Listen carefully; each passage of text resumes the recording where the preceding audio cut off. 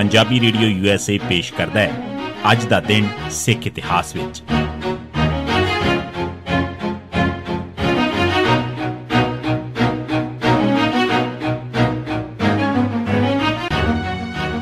सिख इतिहास दीआं घटनावां च 17 जून दा दिन 1962 साहिब सिंह प्यारा दा जन्म। आनंदपुर साहिब च गुरु गोबिंद सिंह जी वल्लों 5 सिर मंगण ते जिन्ना 5 सिखां ने अपने सिर पेश कीते सन, उन्हां चों साहिब सिंह भी एक सी। उन्हां दा जन्म भाई चमन दे घर बिदर विखे 17 जून 1962 दे दिन होया सी। 1923 दरबार साहिब च अमृत सरोवर दी कार सेवा शुरू कीती गई।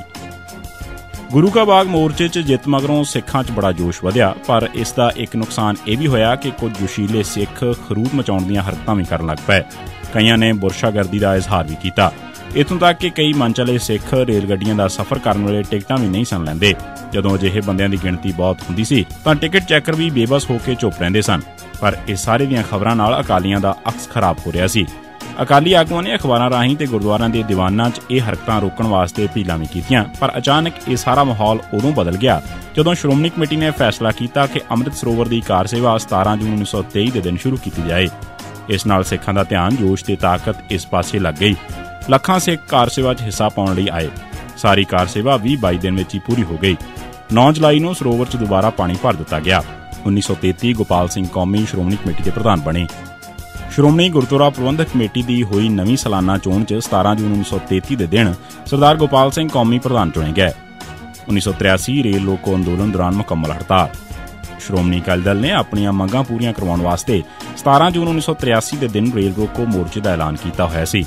इस दिन पंजाब च एक भी रेलगड्डी या बस ना चल सकी ते सारा सूबा बिल्कुल ठप होकर रह गया। 1983 जथेदार तलविंदर सिंह नूं जर्मन च पुलिस ने गिरफ्तार किया। निरंकारी गुरबचन सिंह ते होरनां कई लोकां दे कतल दे एक्शन बब्बर खालसा नां दी जथेबंदी ने कीते सन। दल खालसा वल्लों 29 सितंबर 1981 की हाईजैकिंग वेले भी माली मदद बब्बर खालसा दे बानी जथेदार तलविंदर सिंह ने की सी। जथेदार तलविंदर सिंह कैनेडा का रहने वाला सी। उसने 1981 च पंजाब च बब्बर खालसा की नींह रखी सी। पंजाब च कई खाड़कू एक्शन भी करवाए सन। 1983 च ਉਹ यूरोप च ਬੱਬਰ ਵਰਕਰਾਂ ਨੂੰ ਜਥੇਬੰਦ ਕਰ ਰਿਹਾ ਸੀ। 17 ਜੂਨ 1983 ਦੇ ਦਿਨ ਹਾਲੈਂਡ ਤੋਂ ਜਰਮਨ ਚ ਦਾਖਲ ਹੁੰਦਿਆਂ ਜਥੇਦਾਰ ਤਲਵਿੰਦਰ ਸਿੰਘ ਨੂੰ ਜਰਮਨ ਦੀ ਇੰਟਰਪੋਲ ਪੁਲਿਸ ਨੇ ਗ੍ਰਿਫਤਾਰ ਕਰ ਲਿਆ। ਉਸ ਦੀ ਗ੍ਰਿਫਤਾਰੀ ਪਿੱਛੇ ਉਸ ਦੇ 2 ਸਾਬਕਾ ਸਾਥੀਆਂ ਦੀ ਸਾਜ਼ਿਸ਼ ਸੀ, ਜਿਨ੍ਹਾਂ ਨੇ ਉਸ ਨੂੰ ਕੁਰੈਤਾਂ ਗੈਰ ਇਖਲਾਕੀ ਹਰਕਤਾਂ ਕਰਨ ਕਰਕੇ ਤਨਖਾਹ ਵੀ ਲਾਈ ਸੀ। ਸਰਕਾਰ ਨਾਲ ਮਿਲ ਕੇ ਵਿਰੋਧੀਆਂ ਨੂੰ ਗ੍ਰਿਫਤਾਰ ਕਰਵਾਉਣ ਦੀਆਂ ਸਾਜ਼ਿਸ਼ਾਂ ਦੀ ਸ਼ੁਰੂਆਤ ਇੱਥੋਂ ਹੀ ਹੋਈ ਸੀ।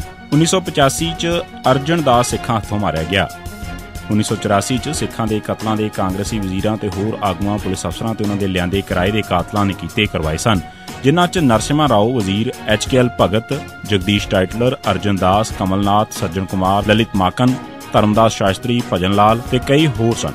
ਇਨ੍ਹਾਂ ਚੋਂ ਅਰਜਨ ਦਾਸ ਨੂੰ ਹਰਜਿੰਦਰ ਸਿੰਘ ਜਿੰਦਾ ਤੇ ਉਸਦੇ ਸਾਥੀਆਂ ਨੇ 17 ਜੂਨ 1985 ਦੇ ਦਿਨ ਕਤਲ ਕਰ ਦਿੱਤਾ। ਇਹ ਸਨ ਸਿੱਖ ਇਤਿਹਾਸ ਦੀਆਂ ਘਟਨਾਵਾਂ ਚ 17 ਜੂਨ ਦਾ ਦਿਨ। ਸੁਣਦੇ ਰਹੋ ਪੰਜਾਬੀ ਰੇਡੀਓ USA।